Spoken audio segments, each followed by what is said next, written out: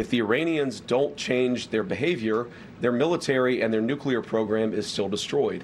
If they do change their behavior, then they are going to have a transformative relationship with the Middle East, and the Middle East will have a transformative relationship with the people of Iran. That's a win for the American people and for the President of the United States. Concerns are mounting over the fate of the Iranian public as the conflict comes to an end. Every day, Iranians continue to suffer under this repressive regime, and human rights activists estimate more than 7,000 Iranians were killed during protests earlier this year, but warn the real number could actually be much higher than that. So what, if anything, does the U.S. Iran agreement do to address these human rights issues in Tehran? Well, Sadaf Zarei is an Iranian student at the University of Connecticut. She has family inside Iran. She joins us now. I think I want you to tell people why you feel compelled and inspired to speak out.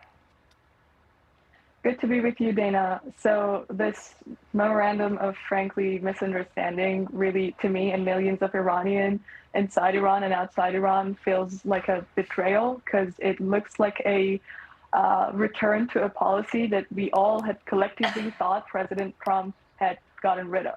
I mean, every now and then, Washington seems to be convincing itself that there exists some less radicalized, some moderate, some pragmatic fractions within the Iranian regime that somehow America can cut a deal with and empower in the internal power struggle within the regime, and hope that because of financial incentives, behavior change would be brought about. But time and again, that has proven to be false. The only thing that happens is that the regime would get much filthier. It would go after people much more heavy-handedly, and the change that the Washington expects never really materializes. Mm-hmm. And one thing that really hits home for me is that the very same day that the president said that the people they are currently dealing with are much less radicalized, they executed 2 of the protesters. They have sentenced a female singer for daring to be a woman and sing in public to lashes.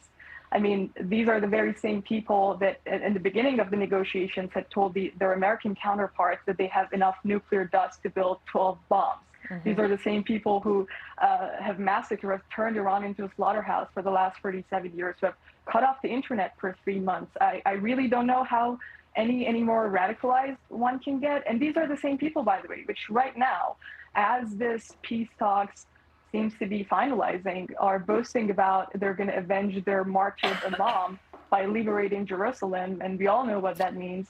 And I know the administration does not like the comparison and juxtaposition between this MOU and JCPOA, but I must say the reasoning that is being given to the American public is really uncanny to that of, I don't know, John Kerry, for instance. We had John Kerry saying that the likes of Zarif are the moderate people that we can deal with, and right now, currently, that is for Vice President Ghalibaf, who happens to be the first. You said, I believe you said to our producers that the people in Iran still have faith and trust in President Trump?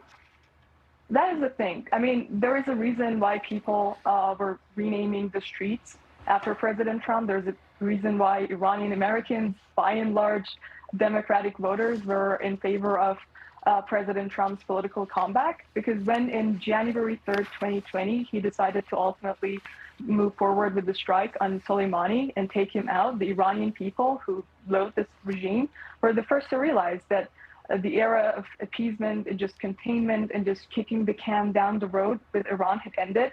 And then President Trump had, in his first administration, and frankly, up until this MOU, made it clear to the Iranian people that he feels for them, he hears them. I mean, you had him behind the presidential seal saying that your hour of freedom is at hand, to the proud people of Iran, your hour of freedom is at hand. For now, lay low, be sheltered, but once you're done, your government will be yours to take. And all of a sudden, no mention of that. All of a sudden, we have the vice president saying that if the Iranian people want to overthrow their government, it is within them and their government, which is a fair point, but really makes you appreciate the fact that the vice president was not amongst the French entourage. Right. Sadaf, thank you so much for being here with us, and I'm sure that as you talk to family members there, that they're worried and concerned, but they also must be very proud of you. Thank you so much. We'll stay in touch. Thanks for having me. Be sure to like and subscribe for all the Fox News latest on YouTube and catch full shows streaming now on Fox One.